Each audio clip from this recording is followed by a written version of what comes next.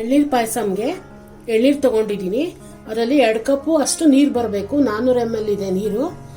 ಎಳೆ ಗಂಜಿ ತೊಗೋಬೇಕು. ಎಳ್ನೀರಲ್ಲಿ ಇರುತ್ತಲ್ಲ ಸ್ವಲ್ಪ ಗಂಜಿ ಥರ ಕಾಯಿ ಇರಬೇಕು ಅಂತ ಎಳ್ನೀರು ತೊಗೋಬೇಕು. ಮತ್ತು ಇದು ಎಳ್ನೀರು ನೀರಲ್ಲಿ ಜಲ್ಲಿ ಮಾಡ್ಕೋಬೇಕು. ಅದಕ್ಕೆ ನಾನು ಅಗರ್ ತೊಗೊಂಡಿದ್ದೀನಿ, ಚೈನಾ ಗ್ರಾಸು.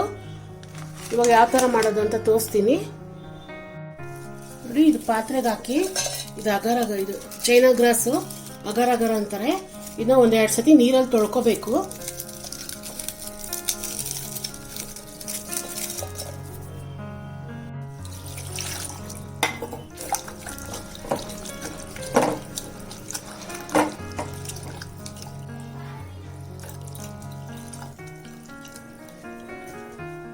ಇವಾಗ ಪಾತ್ರೆ ಇಟ್ಕೊಂಡಿದ್ದೀನಿ.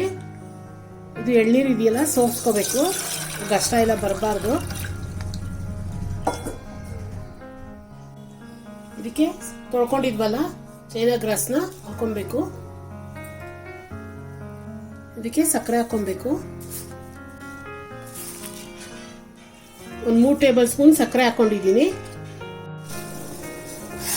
ಸ್ವಲ್ಪ ಬಳ್ಳಕ್ಕೆ ಬಿಡಬೇಕಿದು.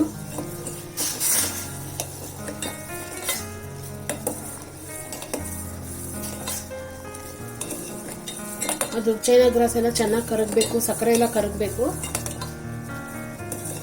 ಒಂದು 4-5 ನಿಮಿಷ ಹಂಗೆ ಮೀಡಿಯಂ ಫ್ಲೇಮಲ್ಲೇ ಕುದಿಸ್ಕೋಬೇಕು. ನೋಡಿ, ಇದೊಂದು 3-4 ನಿಮಿಷ ಆಗಿದೆ.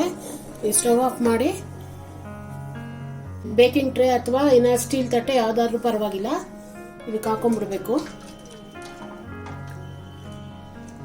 ಇದನ್ನ ಪೂರ್ತಿ ತಣ್ಣಗಾಗಿ ಬಿಡಬೇಕು, ಅವಾಗ ಗಟ್ಟಿ ಆಗತ್ತೆ. ಇವಾಗ ಪಾತ್ರೆ ಇಟ್ಕೊಂಡಿದ್ದೀನಿ. ಇದಕ್ಕೆ ಒಂದು ಅರ್ಧ ಲೀಟ್ರು ಹಾಲು ಹಾಕೋಬೇಕು. ಗಟ್ಟಿ ಹಾಲು ಹಾಕೋಬೇಕು, ಸ್ಪೆಷಲ್ ಹಾಲು. ಹಾಲು ಚೆನ್ನಾಗಿ ಕಾಯಿಸ್ಕೋಬೇಕು. ಇದಕ್ಕೆ ಒಂದು 1/4 ಕಪ್ ಅಷ್ಟು ಸಕ್ಕರೆ ಹಾಕೋಬೇಕು, 50 ಗ್ರಾಮ್ ಸಕ್ಕರೆ. ಇವು ಒಂದು ಜಾರ್ ತೊಗೊಂಡಿದ್ದೀನಿ. ಇದು ಟೆಂಡರ್ ಕೋಕೋನಟ್ ಇದೆಯಲ್ಲ, ಇದಕ್ಕೆ ಹಾಕಿ ಒಂದು ತರ್ತರಿಯಾಗಿ ನುಣ್ಣಗೆ ರುಬ್ಬಾರ್ದು, 1-2 ಸತಿ ಕ್ರಷ್ ಮಾಡ್ಕೋಬೇಕಷ್ಟೇ. ನೋಡಿ, ಇಷ್ಟಿರಬೇಕು, ತುಂಬ ಪೇಸ್ಟ್ ಮಾಡಬಾರ್ದು, ಇಷ್ಟಿದ್ರೆ ಸಾಕು. ನೋಡಿ, ಹಾಲು ಚೆನ್ನಾಗಿ ಕುದೀತಾ ಇದೆ. ಇವಾಗ ರುಬ್ಕೊಂಡಿದ್ವಲ್ಲ ಕೋಕೋನಟ್ಟು, ಇದನ್ನ ಹಾಕೋಬೇಕು. ಇದೆಲ್ಲ ಚೆನ್ನಾಗಿ ತಿರುಗಿಸ್ಕೋಬೇಕು, ಚೆನ್ನಾಗಿ ಬೆರಿಬೇಕು ಇವೆಲ್ಲ. ಸಕ್ಕರೆ ಏನಾರ ಕಮ್ಮಿ ಅನಿಸಿದ್ರೆ ಇನ್ನೊಂದು ಸ್ಪೂನ್ ಹಾಕೋಬೋದು. ನಾನು 1 ಟೇಬಲ್ ಸ್ಪೂನ್ ಸಕ್ಕರೆ ಹಾಕೊಂಡಿದ್ದೀನಿ, ಸ್ವಲ್ಪ ಕಮ್ಮಿ ಅನಿಸ್ತಿತ್ತು. ನೀವು ನೋಡ್ಕೋಬೋದು, ಇವಾಗೇನೆ ಎಷ್ಟು ಬೇಕೋ ಹಾಕೋಬೋದು.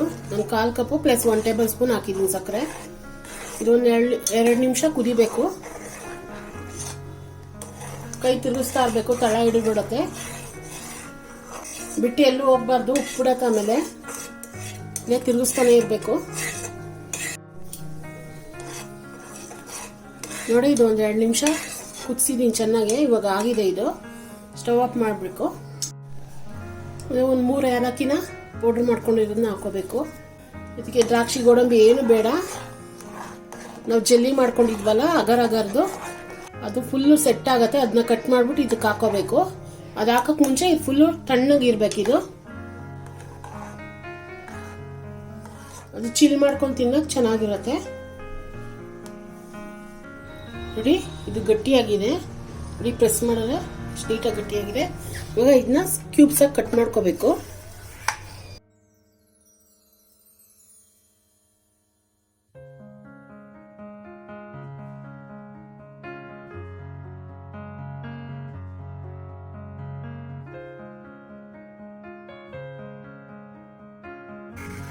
ನೋಡಿ, ಎಲ್ಲ ಈ ತರ ಬಂದ್ಬಿಡುತ್ತೆ ಕ್ಯೂಬ್ಸ್ ಆಗಿ. ಎಷ್ಟು ನೀಟಾಗಿ ಬಂತು ನೋಡಿ.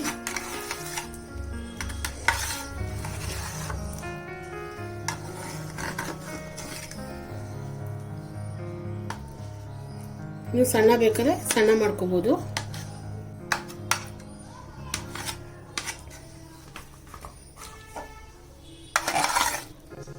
ಎಲ್ಲ ಈ ತರ ಬಂದಿದೆ. ಇವಾಗ ಐಸಕ್ಕೆ ಹಾಕೋಬೇಕು.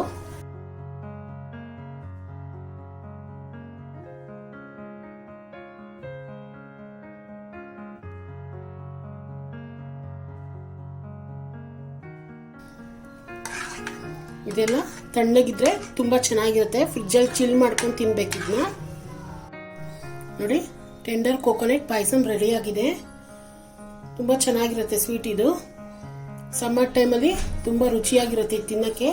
ಮನೇಲಿ ಒಂದ್ಸತಿ ಟ್ರೈ ಮಾಡಿ, ಬೇಗನೆ ಆಗತ್ತೆ. ಎಳ್ನೀರಿದ್ರೆ